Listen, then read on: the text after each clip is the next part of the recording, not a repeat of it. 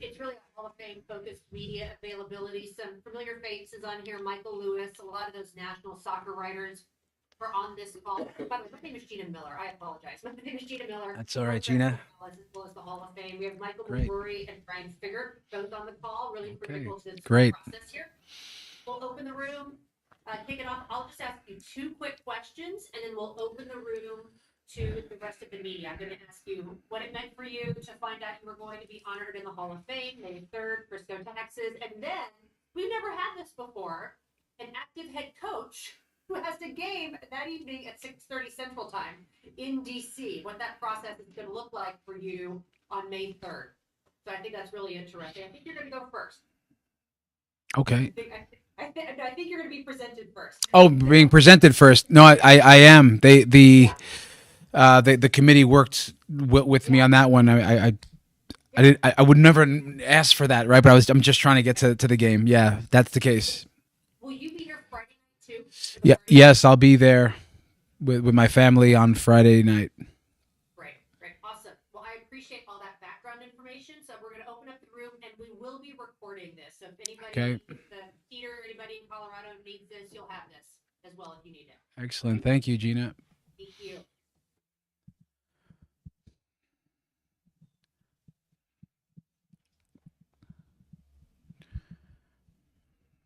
Hey, everyone. Just let everyone pop on here. Thank you so much for your time. Recording in progress. Thank you for your time and for your patience for our National Soccer Hall of Fame Class of 2025 media availability. Today's is with Chris Armas, of course, head coach of the Colorado Rapids. We will open it up to media in just a moment. If you would like to record this meeting, please do so. Just make that request. You're more than welcome to record the meeting. We just ask that when you have a question, you raise your hand virtually, unmute yourself, identify who you're representing and who you are, and we will go from there. But if you don't mind, I'll kick off the first round of questions here to Chris. Chris, when you found out that you were going into the Hall of Fame and you were going to be a member of the 2025 class of the National Soccer Hall of Fame, we saw the emotion and what that meant for you when we saw the video from the announcement day in December of last year. But can you articulate what that moment was like and what this meaning is? Yeah. Feeling, what this means to you? Well, it was one of the best days of my life. I have to tell you that, the honor itself was very special, but it was what the Colorado Rapids did for me and my family. I didn't realize what was going on. It was a surprise that the Hall of Fame committee and the Rapids behind the scenes had the Rapids flew out my family from New York, my mother, my brothers, my children, and my wife was already, was she on her way back? I don't know. It was a blur, but let me tell you, it was a big gesture that in the very moment makes you feel part of something really special. And I'm a mush for that stuff where it's all about the people and relationships. And in that very moment, I understood what at that time what I meant to the Rapids, at least. And then on top of that was the emotion, seeing Marcelo Balboa on a video screen, how they surprised me, but then he's in person as well. Someone that I've looked up to my whole soccer life since the time I met him, maybe at an all-star game, but playing against each other back in the day. So the honor itself, the surprise was tremendous. The way it was revealed and the gesture by my club here really was overwhelming in that moment. Video or photos from that, we're happy to share with you. It was a very special moment, and you see the video and you can tell it was meaningful for Chris and his family and the Rapids organization. And I have to share this, and many of you on the call don't know this. This is the first time in Hall of Fame induction history since we here in Frisco have been involved that an inductee is going to be leaving this ceremony for good reason, because Colorado plays at DC United at 6:30 Central Time. Chris, can you walk us through what that Saturday is going to be like for you? This is kind of a logistical challenge, I can imagine. Well, yeah, it is. It might be, but it's the clock will be ticking. You know, the committee has helped arrange where I can speak first and just to get honored, and then unfortunately I have to leave the fellow inductees. Not something I'm happy about. I'd love to be right alongside them, listening to them, get inducted and their speeches and presented. It's always a neat thing. Most often, I've never pictured myself having to go through that, but so that's the first part that I'm not totally happy with. That I don't get to be part of their special moment and occasion. But I'll take advantage of that the night before, where I get to see everyone. But once I'm done, I have to unfortunately get out of there and quickly get to the airport. It's I think there's enough time for sure that I if no bumps in the road, essentially, to get into the airport, which shouldn't be an issue. But landing in DC and quickly, I won't be taking anything with me. So I just try to remove any type of situation where we could delay things. There'll be transportation waiting, and I'll get there before kickoff. That's the clean plan, and that's what I expect to happen, and be there with my team and for my team on Saturday night. That's great. That's great. I know a lot of people are working hard to make that happen. And Friday night's a good place to be. It's sort of like soccer prom at the party on Friday night before the Hall of Fame induction ceremony. We'll hand it over to folks in the room, and we'll kick it off with Michael Lewis. Hi, Michael. Good to see you again. Same here. Hey, Chris, congratulations. Been following and writing about you for seems like for eons, but congratulations, well deserved. Thanks, Michael. I'm gonna test your memory with some history questions here. Way back in the day when you were a defensive midfielder with the Chicago Fire, you were called on to cover the top midfielders in the country: Valderrama, Fuegos, Recchi, Echeverri. I'm just wondering, which ones were the most difficult ones to cover? Did you change your style from player to player? And I was wondering if you remember any of their reactions. And you remember, this cannot be X-rated at all. Thank you. All right, so Michael, you want to know who were the toughest? Did I change anything against each of them? And what else? One more question.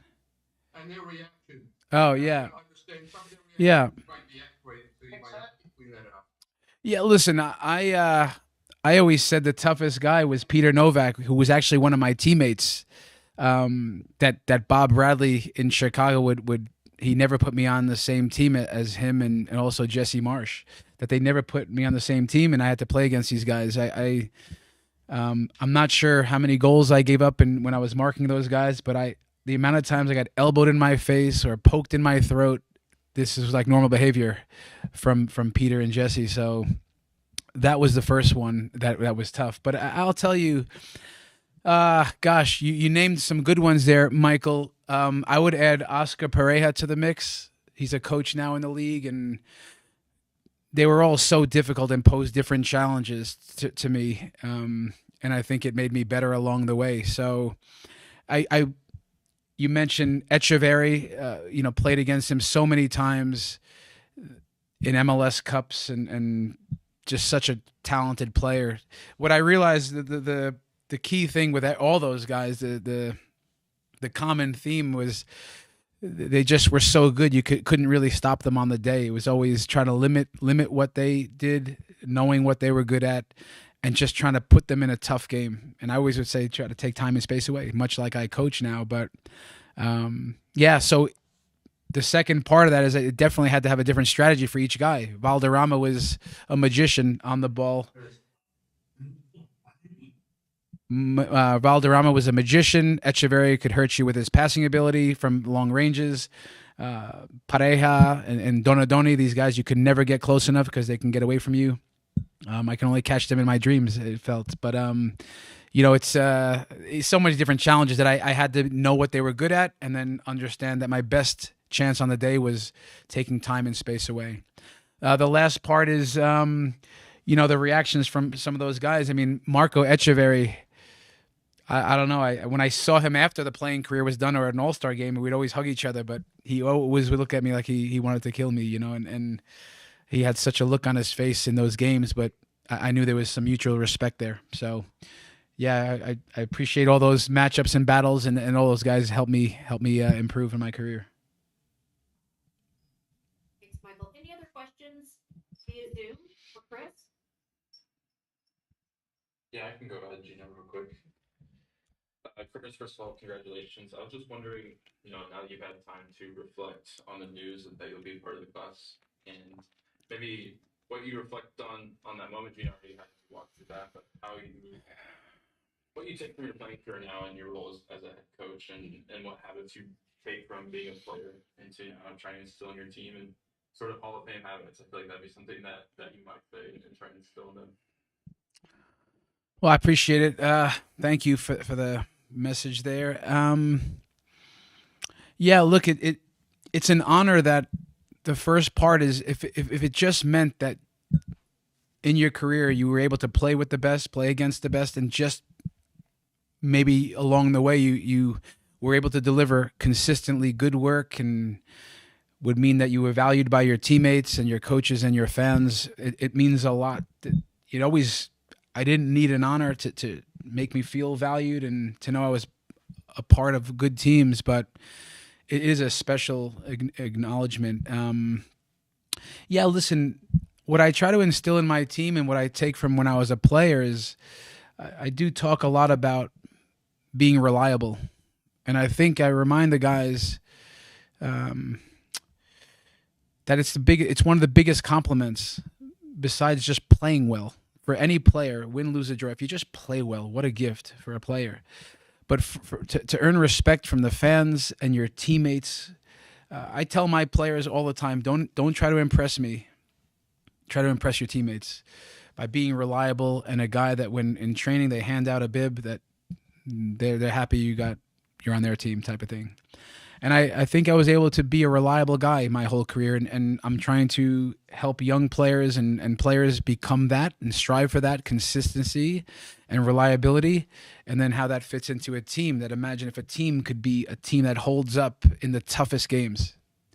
This is how I am as a dad, to try to teach my children to become young men that can hold up in tough moments in life, because life throws a lot at you. But as athletes, if I only accomplish one thing as a coach, to try to help these guys to be able to understand what it takes, but not just understand it, to be able to stand up in tough moments, then I think I'm doing a pretty good job as a coach, because I know that's going to lead to success. So yeah, it's something I try to instill in my team, and the winning would follow. But that's the big part of what I take from when I was a player. Thanks, Brian. Brian Figgert with FC Dallas, the National Soccer Hall of Fame. I will go back to Michael, please. Go ahead, Michael. Thank you. Chris, I know you never had the opportunity to play in a World Cup, no fault of your own because of knee injury. At the time, how difficult was it for you at that time, and to overcome that disappointment, and also to get back to your usual self? I mean, that's not an easy process. Thank you. Yeah, Michael, of course, you reminded me of a tough time in my life, but it's yeah. Many people might not know that I part of the 2002 World Cup team. 10 days before the World Cup, I blew out my knee, my ACL, and it was, as anyone would imagine, just difficult. Like you miss one game as a player, for me it would hurt.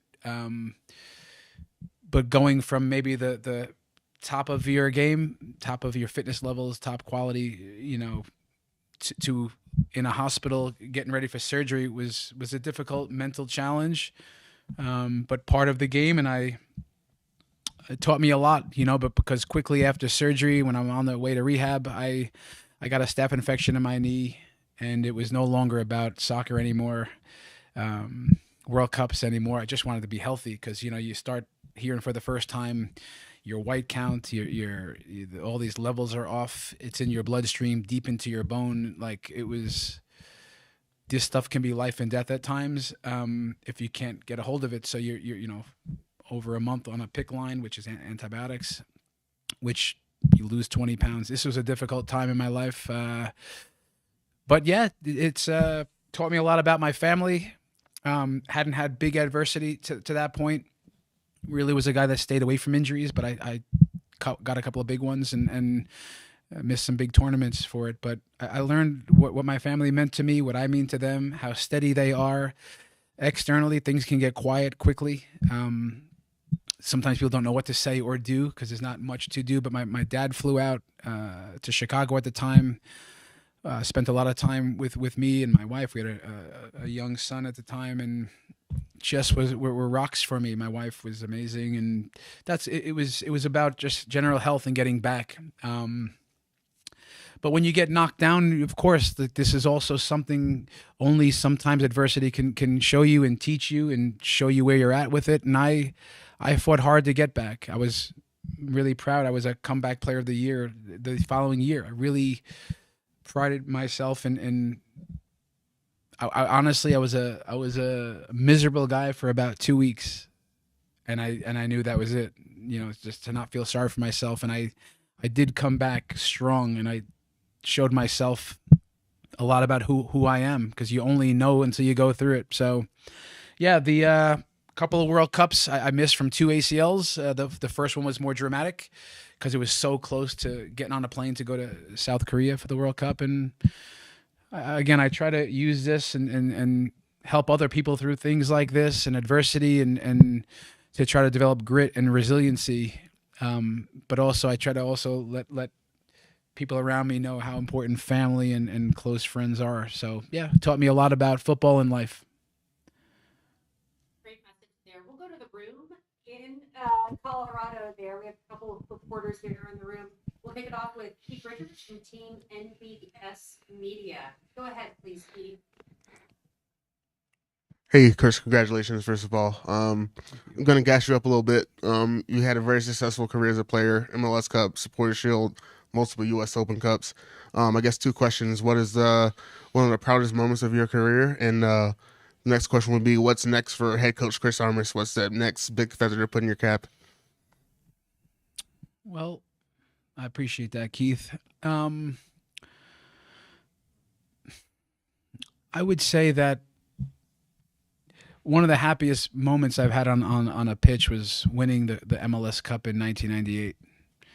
Because I think for any athlete to be able to at any given moment to say you're the best in the country, like we were. You can argue certain things about being lucky or this or that, but for a small amount of time, you can say we're the best. And and I already knew this coming into it all, how through high school and college, semi-professional, like standing on that podium when it's all said and done, it's so rare. And when in 1996 we had lost the MLS Cup final when I was with the LA Galaxy after being up 2-0, and then to win it 2 years later, not knowing if we'd ever get back to that game. I remember what it felt like when we lost. And this is the beauty of sport, that especially when you put yourself out there, about experiencing the lows, and then because you do put yourself out there, you can experience the highs of it. So I was just really proud to be a small part of a really good team, and I really felt part of that team. So that was a really proud moment. In terms of what's next, is that your next question? Well, next it's all about what I'm doing right now. I'm all in on the Colorado Rapids. I love this team. I love being part of it. Same way you feel good about being part of any real team. But I have an engaged group. I have a team of winners, guys that give me joy, and I'm fortunate to be in this position. So we are determined, and I'm determined to keep making some noise with this team and trying to create a winning culture and putting out a winning team for our fans. So it's not a light switch. What I'm doing next, this is it's a process, and we're trying to build something real. I promise you. Thank you, Keith. We'll go to Spencer Baldwin with Burgundy Way, and then Sydney Crone with Rapids Digital. Go ahead, please, Spencer. Hey, Chris. Congratulations on the induction to the Hall of Fame. I got to ask, who are the coaches or players who shaped you to become the person you are today? Yeah, there's a lot of people along the way. Once I start listing, I'm going to leave people out. But honestly, like, I had some really good youth coaches in Long Island and Brentwood, where I grew up. I met a coach called Bob Montgomery. He was my U14 regional soccer coach. He was tremendous, Bob Montgomery. He later selected me and gave me a chance to play for him in college at Adelphi University. I met Alfonso Mondello along the way, who was like a New York State coach who saw something in me. I owe a lot to him, who taught me so much about the game and gave me. I never met someone with more passion for the game. So each coach that I met along the way has given me something really unique. And even at a young age, I wasn't obsessed, I'd say, but I loved my coaches. They thought they were the coolest guys out there. I was looking at the stomach muscles in their legs, the kind of shoes they wore, the whistle. I loved these guys. I later met Bob Montgomery and Manny Shellshite, again, as a youth player along that same time. And I don't have to say too much about Bob Bradley, but I mean, what a manager, what a human being, what a coach who challenged me on all the little details that I'd have to sit and he'd put the cassette in the VCR and say, here we go. And from looking over your shoulder and playing forward, I mean, he really challenged me to be better and to grow. And Manny Shellshite, who mentored all those guys that I just named, was an older German coach who, when not many people saw something in me, could see that would say that this guy makes things happen about me. And again, you would get cut from teams or overlooked in moments. Maybe you weren't quick enough or big enough. Manny was amazing. And then maybe a couple of more, Bruce Arena gave me all of my caps for the national team from 1998 till 2000. What was it? 2007, I think it is. I mean, imagine you get to wear the colors of your country and you only get there if a coach selects you. So Bruce Arena taught me about the highest level of winning and man management and understanding how to push guys' buttons. Amazing man manager. To this day, I revere Bruce, and I'm lucky that I get to coach against him now. But Dave Sarakin, who some know, Ian Sarakin's on my staff now, how it all works. But Dave was my coach in Chicago. You don't find many more knowledgeable football people than him, that has a kind voice, patient voice, knows how to reach people. I mean, each of my coaches, I've just stole from them something that I loved, the way they ran the show and how they pushed their teams to be really, really good. All those coaches that I named ended up producing winning teams because that's what they are. They're winners, and it just breeds into the team. So I'm sure I missed a couple of good ones, but that's to name a bunch. Thanks, Spencer. We'll go to Sydney in the room, please, in Colorado. Coach, last year we saw Chris Sharp go to this Hall of Fame induction for the class of 2024 to introduce Tim Howard. This year, who will be introducing you, and what does that mean to have that person or people introducing you, and how they've shaped your career and built you into the player and coach that you are now? Yeah, both my brothers are going to present me, and I appreciate the Hall of Fame committee to allow me to do that.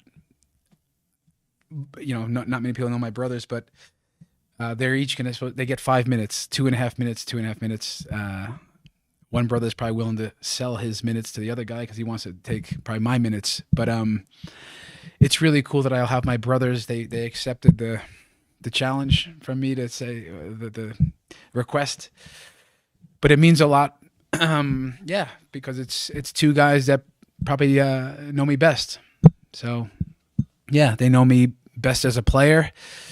They're the most critical of guys that I've come across, and they know me as a human being more than any other gentleman that I know. So it's a great privilege for me to have them stand up there, and hopefully they don't roast me too much, but that I think they can share maybe a little bit about who I am and what my experiences are like, because they know it better than anyone. So they were on the ride.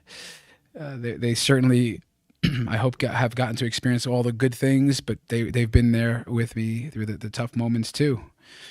And that's how it goes when you have brothers like that are so invested. But yeah, I would never have gotten to where I am without them, because they just were two guys I grew up playing with, learning competition with, admiring. I look up to each of these guys in a good way. So yeah, it's they've had a huge influence. It'll be nice if they get to speak on my behalf. Our biggest part of the fun this weekend. I can definitely say that. So we'll go back to Zoom if there are no more questions in the room. We do have Matt Pollard from Burgundy Way on a phone, and then we'll wrap with Sean McCaffrey. Chris, Matt Pollard here. Congratulations. Apologies I wasn't able to join in person. If you were to get some time to sit down with college you, what advice would you give him about life, about coaching, about becoming a professional? Thank you. Matt, yeah, good to hear from you, Matt. What advice would I give if I spoke to who? If you spoke to you when you were in college. Oh, the younger me. Yeah. I would say, Chris, stick to who you are. Stay the course.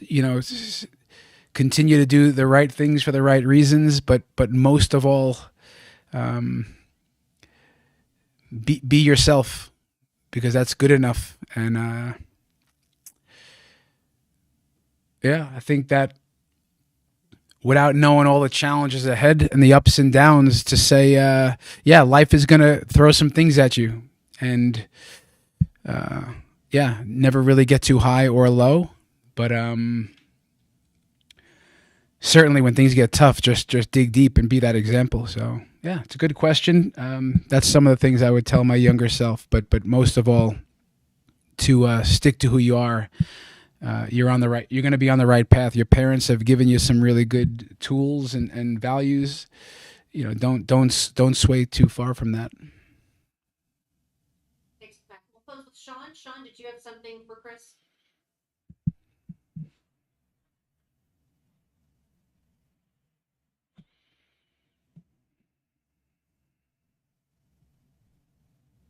I guess not. He said that a number of players from your past, Matt Laxton, Biscardi, Kurt Weinstein, etc., are very happy and proud of you. So Thank you. Message along, Don McCaffrey. Appreciate that. Thank you. Well, Thanks. if there are no other questions in the room and your Zoom, Chris, we'll just say thank you for joining us. Thanks to the Rapids organization for making everything look so great. Congratulations. We look forward to seeing you in Frisco, Texas, May 2nd and May 3rd. Sounds great. Thanks, Gina. Thank you so much, everyone. Right. Take care, everyone.